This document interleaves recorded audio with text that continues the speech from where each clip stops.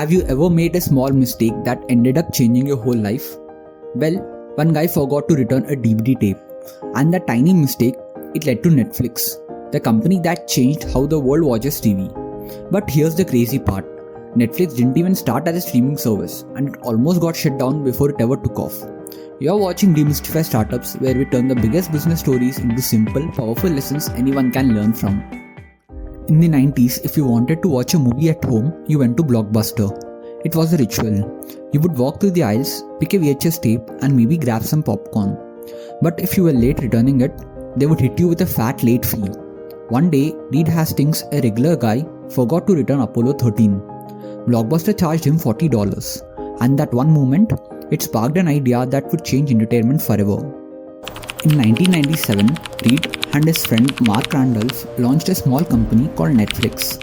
It wasn't anything like today's Netflix. You would go to their website, pick a DVD, and they would mail it to your house in a little red envelope. No late fees, no hassle. Sounds amazing, right? Well, back then nobody cared. Most people didn't even have DVD players. Netflix struggled. Money was tight, but then they had one clever idea. A monthly subscription.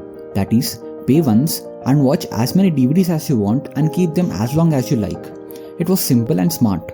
And finally, people started paying attention.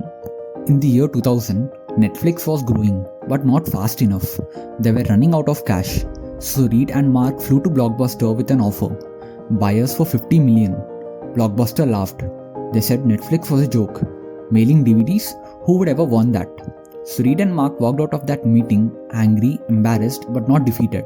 And thank God Blockbuster said no, because that no might have been the best thing that ever happened to Netflix. Fast forward a few years, it's 2007, and Netflix makes a bold move, streaming. No more DVDs, no waiting. Just press play and watch instantly. At first, it wasn't perfect. Slow internet, small movie library, people weren't sure about it. But Netflix kept pushing. And while they were quietly building a future, Blockbuster was stuck in the past. By 2010, Blockbuster went bankrupt. The company that once laughed at Netflix, gone. Then Netflix did something wild. In 2013, they released House of Cards, their first original show. No ads, no channels, and just Netflix. People thought they were crazy, but it worked, big time. After that came Stranger Things, The Crown, Narcos, and so many more. Netflix didn't just stream other people's shows. They started making their own, and they were good, really good. So, let's go back to the beginning. One guy forgot to return a movie. That small mistake, it turned into a company that changed how we watch stories around the world. So yeah, sometimes a $40 late fee is all it takes to spark a $1 billion idea. This was the story of Netflix, and who knows, maybe your next mistake is actually the start of something huge.